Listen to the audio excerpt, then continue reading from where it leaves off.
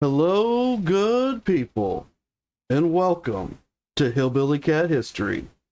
Signed, sealed, remembered, wedding Déjà Vu. And we're on a honeymoon. We're at the Circle G. It's May 4th or 5th, 6th or 7th, 8th or 9th, 1967. Sometime in this wonderful period while Elvis is on his honeymoon with his bride Priscilla. But we're going to get started by going to that wedding in this song that talks about Elvis and Priscilla jumping on board Frank Sinatra's Learjet Christina so that they could go to Las Vegas to get married. It's called Christina at Midnight.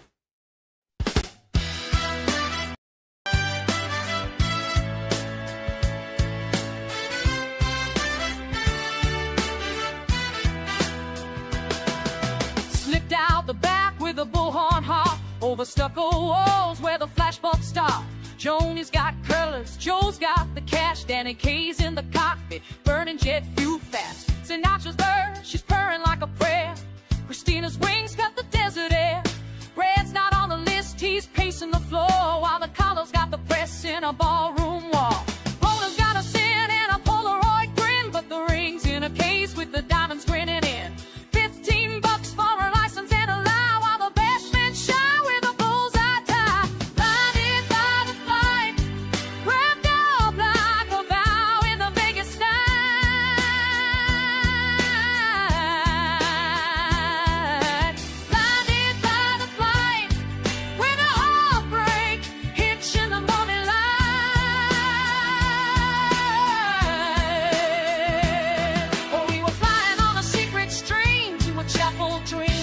Brother got burned by the wedding machine.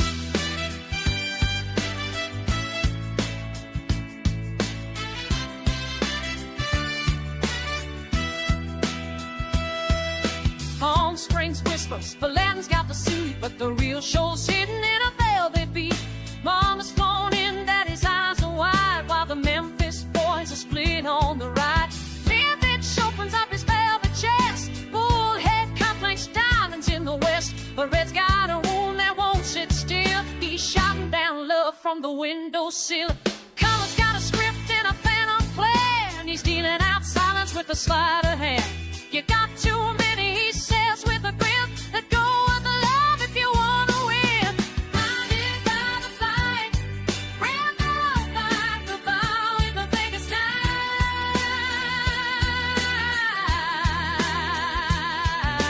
Blinded by the flight, when the heartbreak hits you the morning light.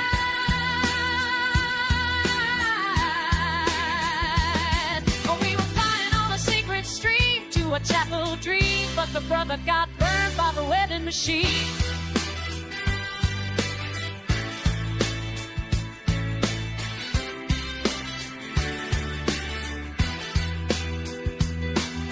Christina's wheels kissed the tarmac clean, and the ring was slipped before the world had seen. But love, oh love, it don't run on time. It breaks in the silence, not the headline.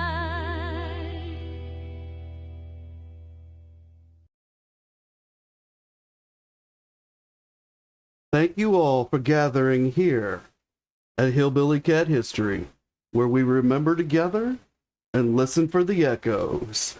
And today we're hearing the echoes of a wedding, Déjà Vu.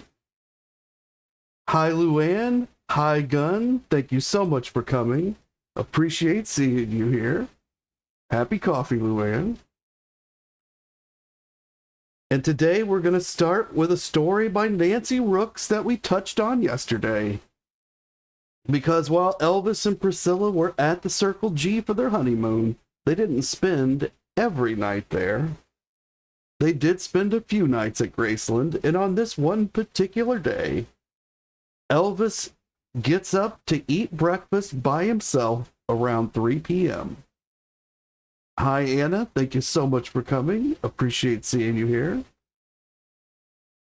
Now, on this day in May of 1967, and I don't know exactly which day.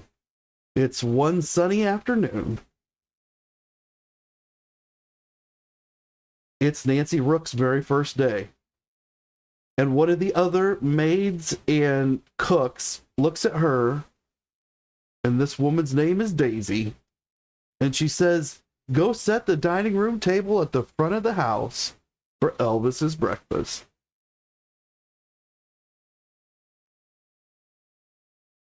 And Nancy was puzzled because it's 3 p.m. in the afternoon. And she says, "Breakfast?"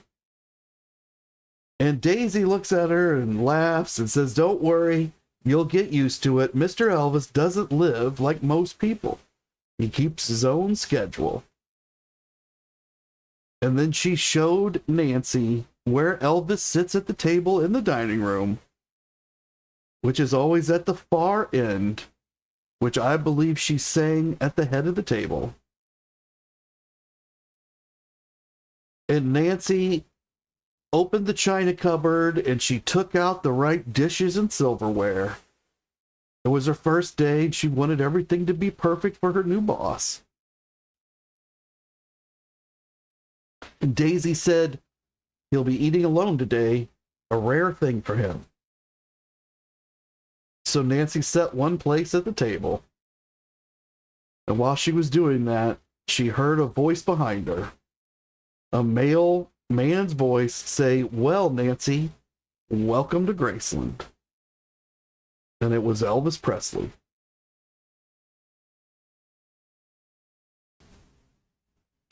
And Nancy, her very first thought was, "This is one of the most beautiful faces I've ever seen." His blue eyes sparkled, and his presence filled the room with a genuine warmth that immediately put me at ease. He was kind, approachable, and somehow completely real. Flustered, I stammered, "Thank you," before nervously adding, "Mr. Elvis." Elvis smiled, clearly unbothered by my nerves.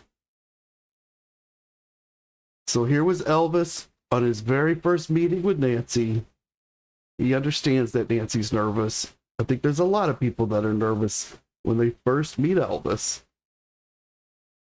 "Hello, Marion. Thank you so much for coming. Appreciate seeing you here."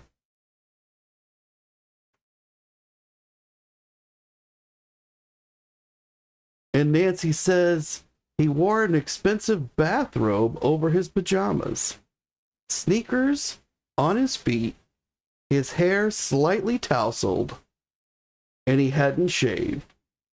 But even freshly rolled out of bed, he was effortlessly Elvis. So Nancy's telling us that without even pulling a comb through his hair, Elvis looked great. Now, a lot of people will know Nancy because she wrote a lovely book called Inside Graceland.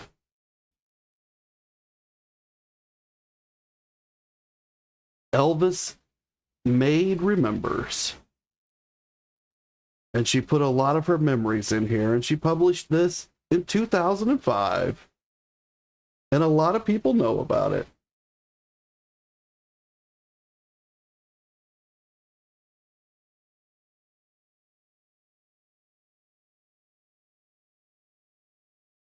And it is a very nice book.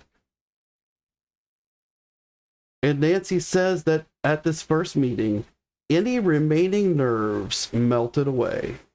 He was polite, easygoing, and somehow made me feel at home in a way I hadn't expected. After breakfast, he gave me a warm smile and quietly went back upstairs. That first day at Graceland passed seamlessly, and I knew in that moment that working for Elvis Presley would be an unforgettable chapter of my life.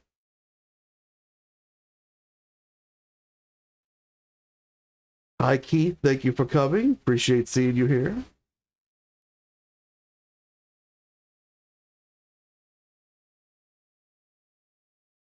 So Nancy, she immediately felt at ease with Elvis. It doesn't sound like they had much conversation that day. Elvis just let her be in his presence, knowing that if she was coming back, there'd be plenty more time to talk to her. And that she would be less nervous in the following days. And she appreciated his kindness towards her. Now, what a lot of people don't know about Nancy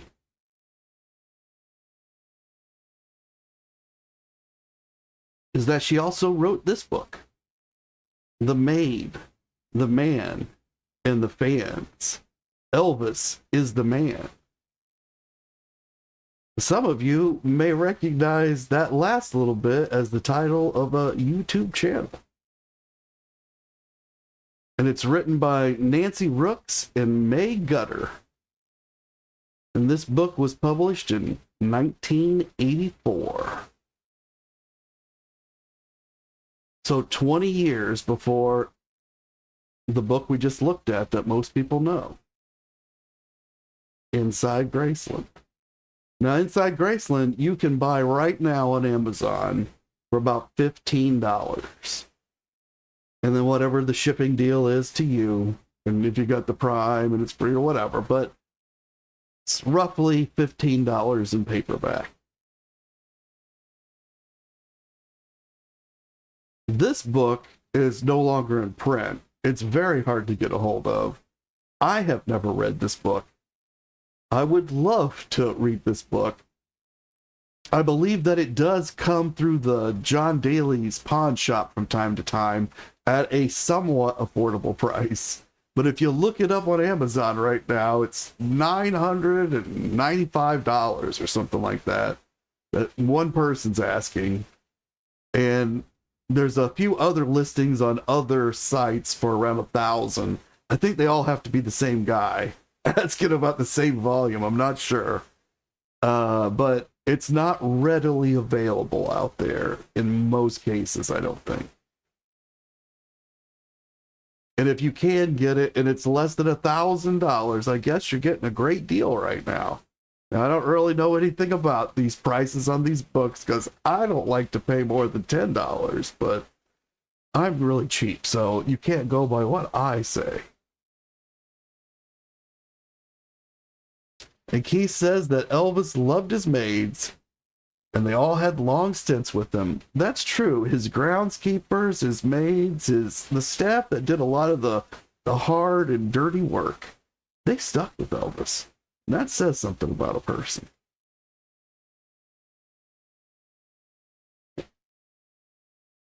But here we can see the inside flap of this very hard to find book. And it says, The Maid, the Man, and the Fans, Elvis is the Man, by Nancy Rooks and May Gutter. Here is an account of Elvis Presley by the people who loved him, his fans, and by one who knew him personally, his maid, Nancy Rooks. May Gutter starts The Maid, the Man, and the Fans with a short history of Elvis that traces the influence on him of the city that came to be associated with his name, Memphis, Tennessee. Carefully researched, this section of the book paints a picture of a place where famous artisan springs well up from under the ground, the way life itself seems to well up there. Elvis's family was drawn to the magical city from Mississippi, and it was to Memphis that Elvis remained loyal in a uniquely Southern way throughout his life. Here the blues were embraced by both blacks and whites. Here was where Elvis could develop a style of singing based on the traditions of black music. Nancy Rooks is a woman who devoted 17 years of her working life to the Presley household. She shows us an Elvis we seem to have almost forgotten in the whirlwind of publicity that followed his death. Rooks tells of Elvis's generosity to his fans, family, and friends, recounts vividly her day-to-day experiences of working for Elvis, Elvis's fan, May Gutter, and describes her visit to Graceland in marvelous detail. Thus, Gutter and Rooks have brought back for us an Elvis we know and loved, an Elvis who was nothing less than a great man.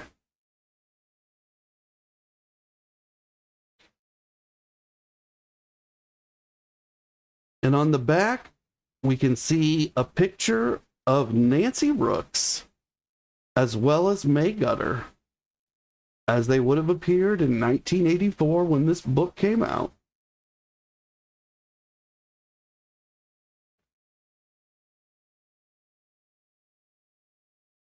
Now, on May 24th, 1967, Priscilla Presley turned 22 years old, and they had a birthday party. And we can see that Joe Esposito is at this birthday party.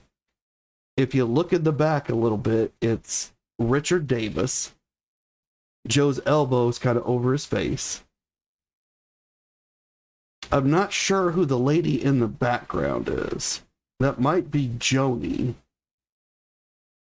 Joe's wife, Joni Esposito. It doesn't quite look like her, though, so I'm not sure.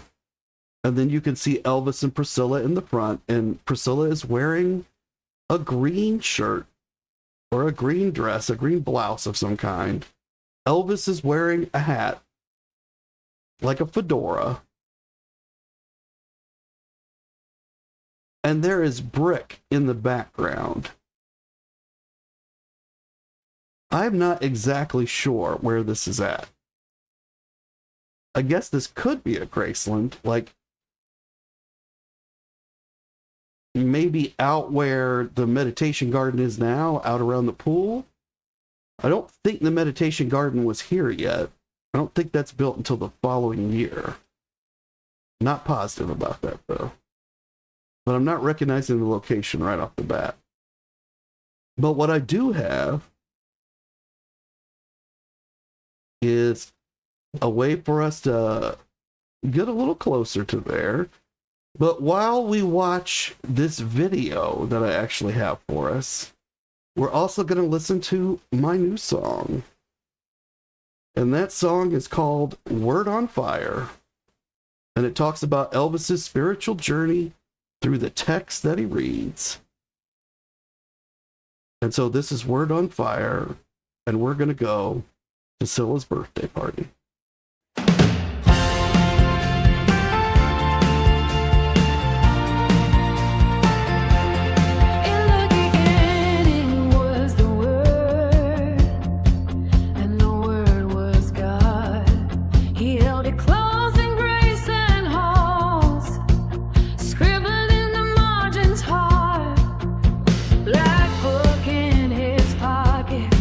Gold letters on the spine.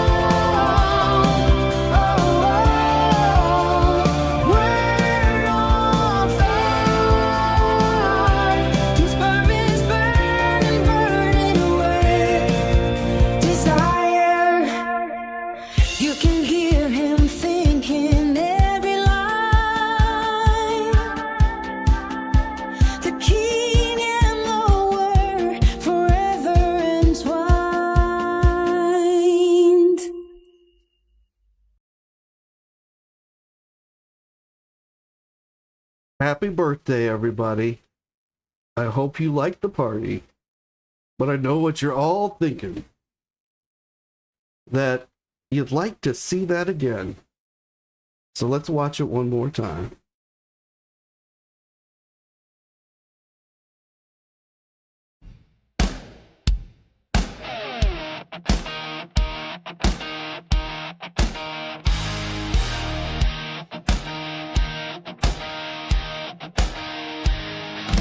Born in the fire, Evansville flame, hammering Hank carved out his name. 16 and airborne boots in the dirt, jumping through walls on baptized and hurt. Karate in Japan, fists like steel, champion of honor, deadly and real. Sensei, warriors, no room for doubt. You wear the G or you train and come back. Your eyes a crucible, baby, not a showbiz belt. You bleed, you break, you feel a warrior's spell. Elvis hit the mat, but he rolls with the roll. Steer in his soul, ready for war. It's burning, burning, burning through the pain. Crucible of a warrior, forging Hank's domain. 30 throws, not dances, a fight. Bones to set, boards shattered on sight. Shudo elbow, fingertip flame. Every strike a prayer, every cater name. 6 weeks of fire, no cameras, no fame. Just sweat and bruises, no one played tame. Saw came in, fist like a stalling set. Put him down, break ribs if it's known. It's a crucible, baby, not a velvet crown. You fall, you crawl, but you don't stay down. Elvis hit the mat, but he rose with the roll. Steer his soul, ready for war. It's burning, burning, burning through the pain. Crucible of a warrior, forged in Hank's domain.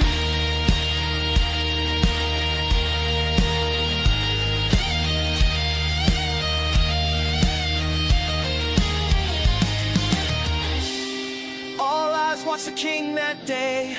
Would he crumble or would he stay? But Hank saw it, war in his eyes. Not a quitter, but a fighter who rise. From Hollywood lights to dojo dust, Elvis earned it not on fame, but trust. No stunt, no script, just grit and bruise. Black belt truth, not a headline roots. A crucible, baby, not a stage or set. You earn every inch, every beat is sweat. Elvis hit the mat, but he rolls with a roar. Steer in his soul, ready for war. It's burning, burning, burning through the pain. Crucible of a warrior.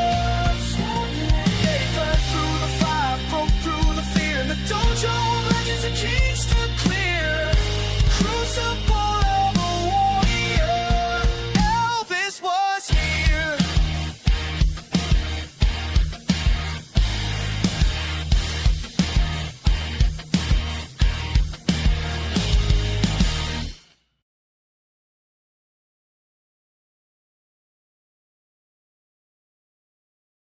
It looks like Elvis is having a lot of fun at this birthday party. And Keith noticed that it's horses on the cake, and it looks kind of to me like Circle G. So I do think, like Keith has guessed, that they're probably in the den that will eventually become the jungle room, and that rock wall is where the waterfall will eventually be. So that was an interesting look at a party, but they've left the Circle G, but they've brought it with them on the cake. And they've got the little horses. So that was very interesting. I hadn't even noticed that until Keith pointed it out. Now, Keith also noticed that Dodger, who was Elvis's grandma, Minnie Mae Presley, she shows up for a split second, but you really got to have your eyes open. And I slowed that footage down quite a bit so that we could get a better look at it.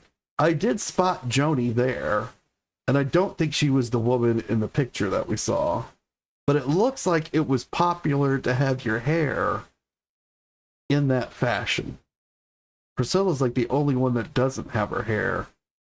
I don't know what you call that, but that particular blonde, or I guess kind of a Mary Tyler Moore fashion. Keith says he wishes he was there. Luann says it's sad that life went sour and things ended up the way they did. And that she feels a lot for Elvis's life. Marion says that's great footage. She's never seen it before. Keith says you'd never guess from that video the way the future would end up. No, it's a moment in time captured on film.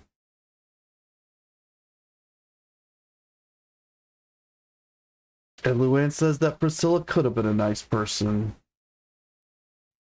She had tried. And Keith says Dodger was no fool with the Priscilla situation towards the end with her. Dodger, I think she pretty much knew everything that was going on in the house. People didn't give her a lot of credit for it, but I don't think there was much that got past her.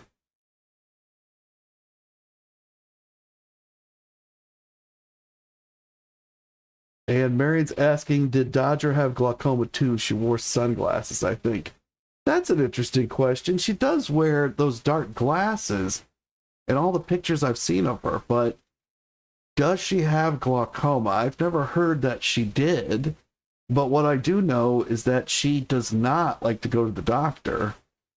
The Dr. Nick came and saw her sometimes, but she would normally not go to the doctor. She had this thinking that if she went to the hospital, that meant she was dying and she would never come out. And Pat says that any woman would have been happy to be there with Elvis, celebrating their 22nd birthday. Marion says that Elvis's laughter at the beginning was so good to see. So yes, he is a very happy person at this moment in his life in 1967. We've heard a lot of stories about anger that he's had during this period. Slightly earlier on Clam Bake. And it does seem like he was having a lot of career frustrations. But when he's with his friends, and he's out on the Circle G, or he's at a party like this, or even when he's on the set of Clam Bake itself, when he's not thinking about the business, but he's on the set making what art there is to be made in a movie like Clam Bake, then he's happy. He's very happy, just like we saw his co-stars say. And Gunn agrees that it's lovely to see Elvis happy. And Gunn says that Priscilla fooled us all.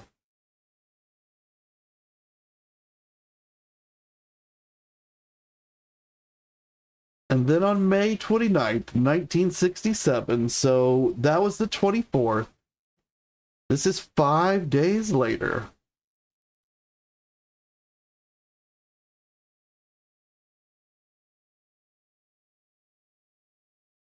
They have a wedding reception at Graceland.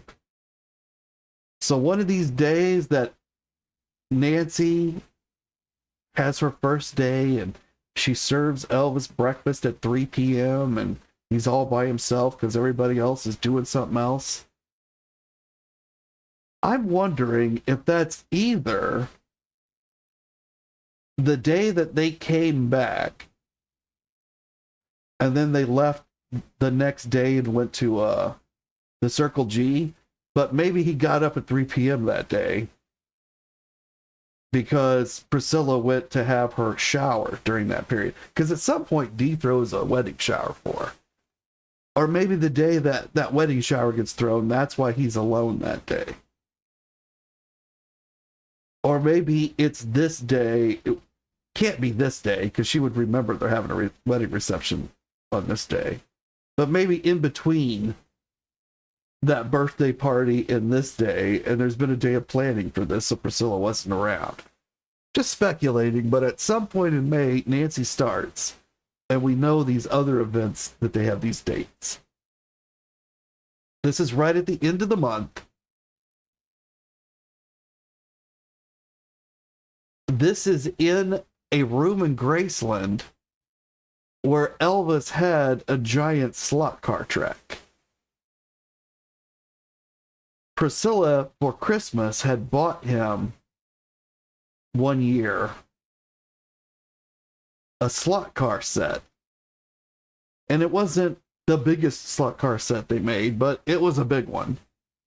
Wasn't big enough to build a room around or anything like that, but he really got into it. And down the street from Graceland, there was a strip mall where somebody opened a slot car racing shop. Now, who would have had any idea that slot cars were so popular that you could open a whole store about these slot cars? And a slot car was like a Hot Wheels car, but a little larger. And it had a piece that stuck out the bottom, a little metal piece. And that stuck into a slot on a plastic track. And inside the plastic track, there was electrical wiring. And that slot, or that piece through that slot attached to that electrical wiring, kind of like a trolley car does to the electrical wiring that runs overhead of a trolley car. And that would feed electricity to the car. And the more electricity that fed to the car, the faster it would run. And you would control that with a trigger that you held in your hand. And so the way you use the trigger and the weight and balance of your particular car, and whether you were on the inside or the outside slot, there would be 2 slots so you could race. And there were points on a lot of the tracks where you could switch which lane you were in, like the slots would cross. But all of that would feed in together to determine who could go fastest and win this race. If you went too fast, your car flew off the track.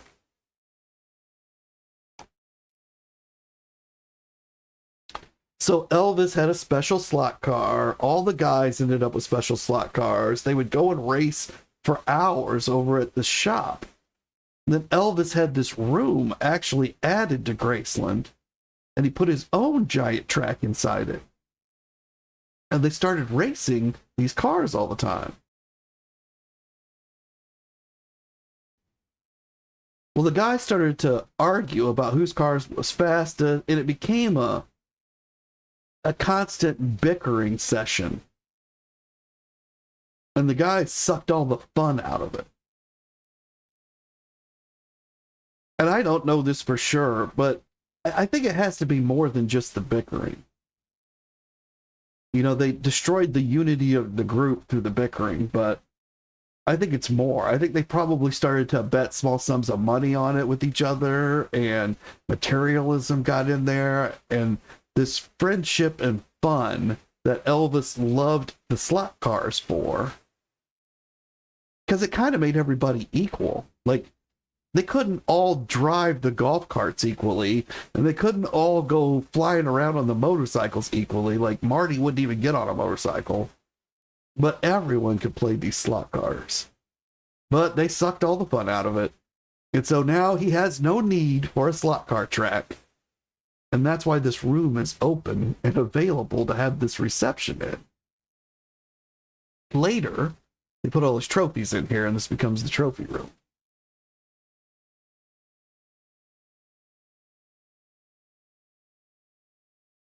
And Pat says that for someone who just got married, she doesn't seem it. Well, in this picture, they got married a month before. And so they've gotten back into their wedding clothes. They had a new wedding cake made, but this is a little tiny cake compared to their Las Vegas cake. Which seems kind of odd to me, because I would think they'd have more people here. We know they had 100 in Las Vegas, so I don't know how many come to this party or this reception. And Priscilla Presley says, at the end of May, we threw a big reception at Graceland for all our friends and relatives and some fans.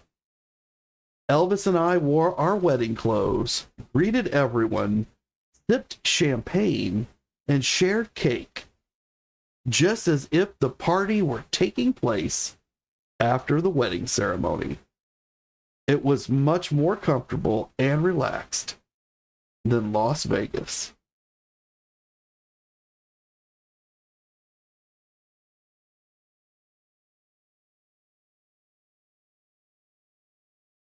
You can see Elvis in this picture. He's starting to get into the groove of the party, having a little bit of fun at this reception. He is wearing the tux that he wore. You can see the glints of the brocade.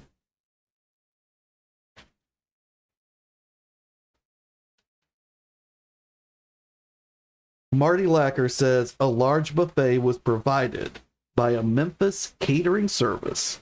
There was a huge crowd in Graceland that night, and Elvis and Priscilla were radiant.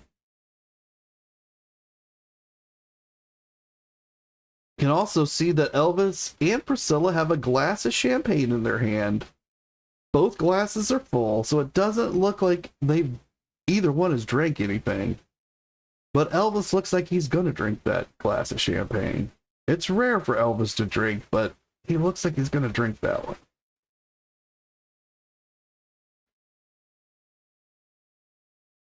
And Luann says, is a slot car you sit in the road on the screen. No, this is an old toy that was completely physical. It was a giant, if you think of a Hot Wheels track, but this was a really wide Hot Wheels track, probably 5 times that wide. And it was plastic, and it was thick. About I don't know what measurements. I'm sure you're on the metric system, and I'm no good with metric. Let's say 3 or 4 centimeters thick. And inside ran electrical wiring. And there were 2 slots on the top, so you could run 2 cars at a time. Some really big tracks would have like 4 or 5 slots, like these professional ones at the stores, and that Elvis bought for this room. Then you could run more guys at a time, like a big race. But everything was physical. And the cars were probably twice the size of a Hot Wheel car, maybe 3 times the size, something like that. Later on, like in the late 70s and into the 80s, they make slotless cars, and they work more, I think, with magnets or something, but they're physical as well. They used to do a lot of commercials on TV. And Marion says that the slot car is a lot of fun. But it's sad that they made it, they just got too competitive about it. But it can't just be the competition, because they were competitive about everything. So something in particular about the slot cars, something happened associated with them. It's not really in the books. The slot cars just disappear from the books. Marty talks about the guys griping at each other and Elvis getting angry. And that's what he puts it down to. But to me, it's kind of a dance around what actually happened. Same as when Red and Sonny and Dave are terminated in 76. Something that doesn't appear in any of the books happened. They don't want to talk about what happened, and that's why it's not in any of those books, but something major happened, and then there was an outcome. And in this case, something happened, and then the slot cars, that was the end of them. They went bye-bye.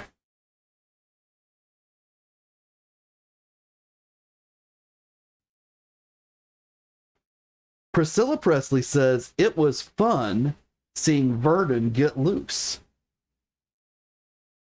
Elvis asked Vernon, "Daddy, you want some more champagne?"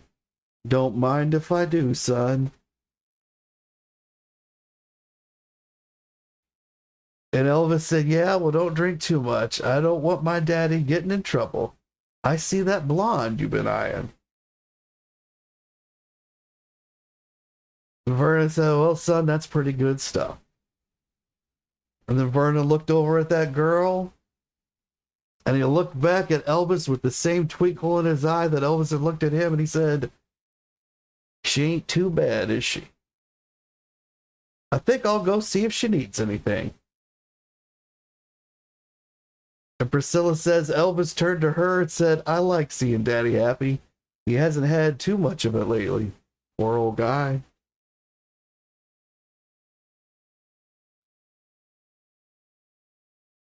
So I guess Vernon drank a little bit at this party.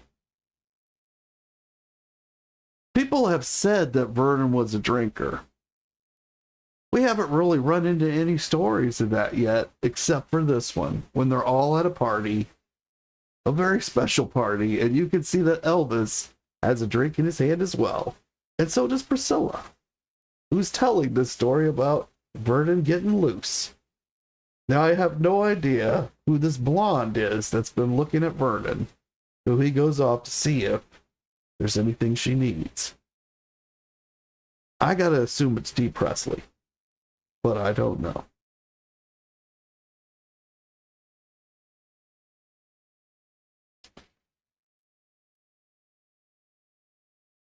Now, on screen, we can see a statement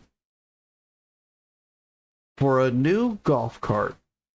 And it's dated May of 1967, and it says May 18th and May 20th. Now, we actually covered this in the previous episode, so if you missed that episode and you want to see that golf cart and know more about it, be sure to jump back into the archive, and you can check that out for yourself. But what we saw was the cart and the receipts for the day it was purchased.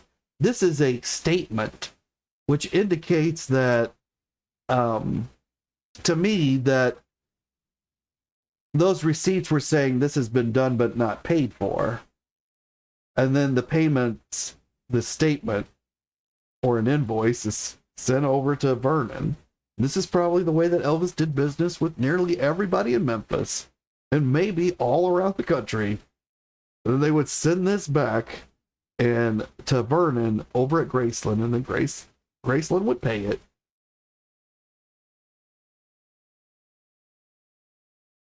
And this says thank you on the bottom. So, and because it's a statement, not an invoice, I'm assuming that these are the dollars that were paid that month. And he does have a fleet of 10 of these vehicles. So he probably has an arrangement that they get this monthly billing for whatever gets done that month. Probably aren't any months that go by where they're not doing some kind of maintenance on one of these golf carts. And David Stanley, well, Pat says that she also thought that blonde that was being referred to was Dee. Well, I hope it was. And David Stanley says the official reception was in Memphis later that week. And of course, he's referring to the first week of May. So in his recollection, this occurred almost immediately upon their arrival back in Memphis. But in truth, it happened at the end of the month. He was a 12-year-old boy, though, so it may have seemed like right afterwards. And most other people who write about this period, they remember it the same as David. So I also think David may have read their books and then used that time frame to indicate when this happened, not remembering specifically himself. But he says they had the official reception was in Memphis later that week because they had such a small service in Las Vegas. A lot of people still ask me, well, David, how could you know that? Well, it's because I was living there and eventually heard everything that was going on.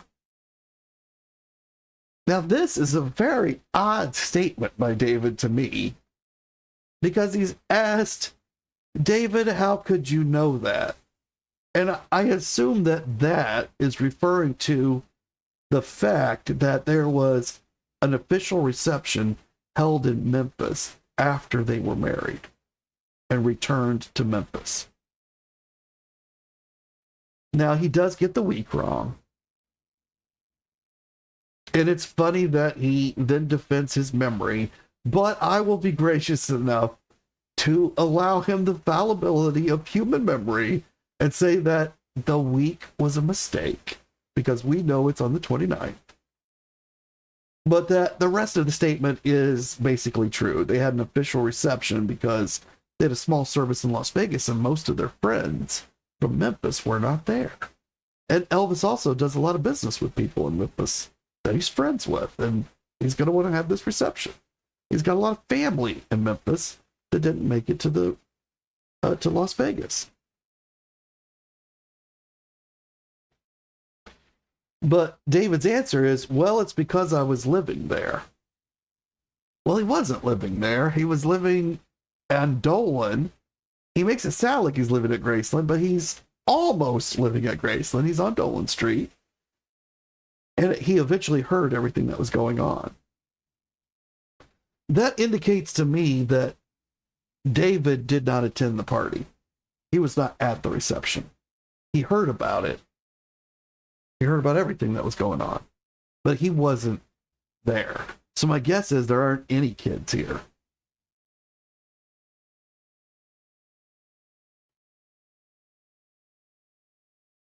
And Red West, you know, what does Red have to say about this reception? Because he didn't go to the other reception.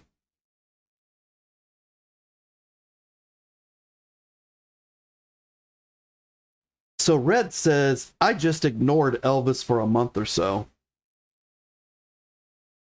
So the last we had heard from Red, he had called Elvis in California and gotten a hold of Charlie Hodge, but Elvis had heard him on the phone, and he got on the phone and he said, in a very forceful manner, what are you doing, Red? Why wouldn't you come to the wedding? Something near that. And Red screams back at him that something, and they have a fight on the phone. And the way Red puts it is they both came to an agreement that they wouldn't talk to each other for a while until they cooled down. Now, I think that was code for that they just hung up on each other, or one of them hung up on each other. But that they definitely did not communicate anything to each other than that they were very angry at each other. And then Red saying he just ignored Elvis for a month or so. So Red's not at this reception. And Marty Lacker says, Elvis and Priscilla started talking about going to Europe for a longer honeymoon. They were encouraged a little by Joe Esposito, who always wanted to go back to Europe, and he and Joan were planning to go along. So Jody Esposito, who likes some of the finer things in life, like Baccarat Silver or Crystal, and these other fancy names in China and silver, she advises Priscilla what to ask for and registers them for the wedding to get the right gifts.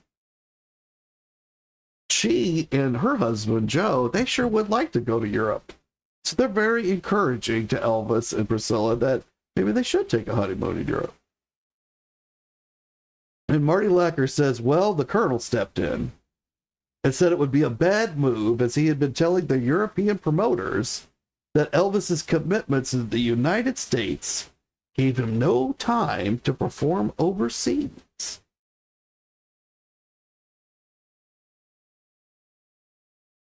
Now, we know that that's true because we looked at a magazine article where the Colonel was saying, and Elvis was quoted in the article himself,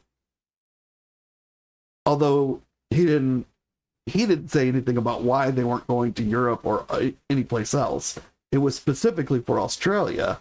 But what the Colonel said was they were too busy. They were making 3 movies a year over here in California, and that basically prevented all travel outside the United States. It also prevented personal appearances in general, unless there was a huge amount of money involved, and so far, that had not materialized.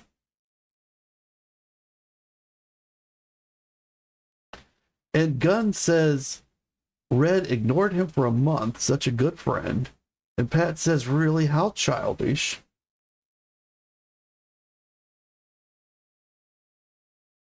And Pat also agrees with Gunn that she thought that it was terrible for Red to ignore Elvis for a month. And Gunn says it's almost unbelievable behavior. And Luann says it's no wonder that Elvis had a lot of pressure on his hands from their attitudes from these guys around him, referring to Red.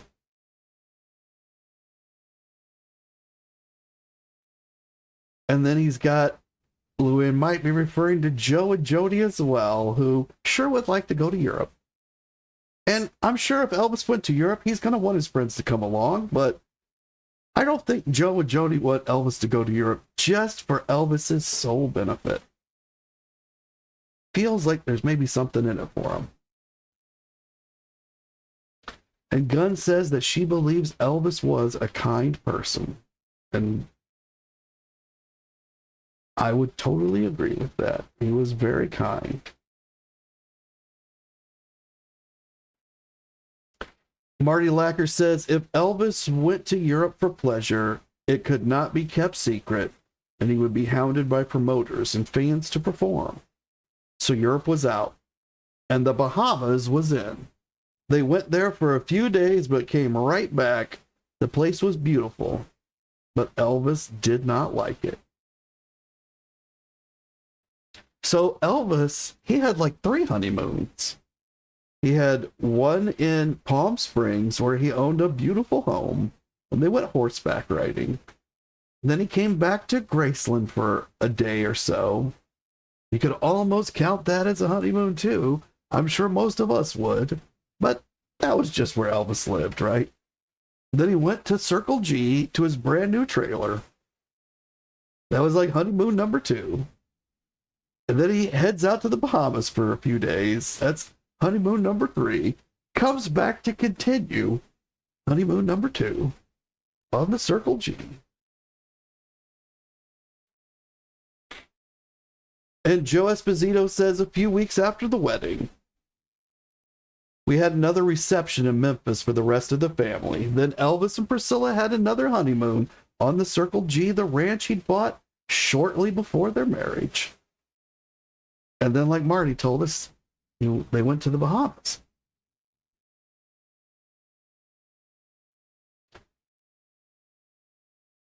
And Gary Pepper, who we haven't heard from in a little while. So Gary returns. He's talking to a fanzine, one of these fan organizations that prints a magazine about Elvis. And he says, Elvis says he feels great, and the horses have given him more pleasure and relaxation than anything he's done for a long time.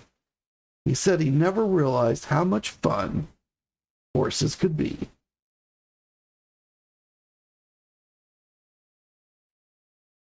And that's where we're going to end it for this episode, because when we come back, we're going to be back on the Circle G with Elvis and Priscilla, and we're going to actually be riding horses again. He's back from the Bahamas. He's back from this second reception. He's back from staying at Graceland and meeting with Nancy Rooks. Although I don't really know how often he goes back and forth. But we're going to have a whole bunch of horse stories in the next episode. And I'm going to leave you guys with another song. And until I see you all again, y'all keep on taking care of business.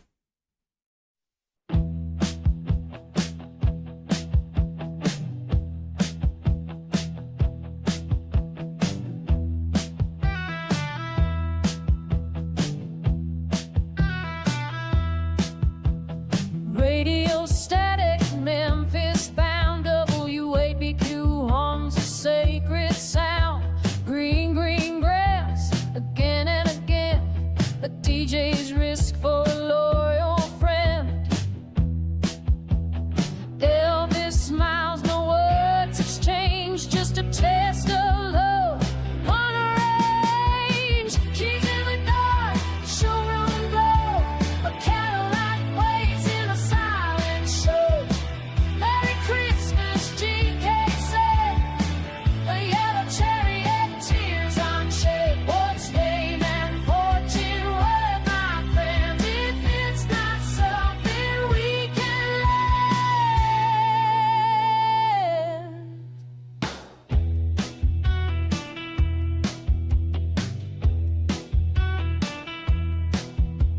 their Chevy Impala, still shining new. Passed from Klein to the Circle G crew. Gary Pepper wheels instead of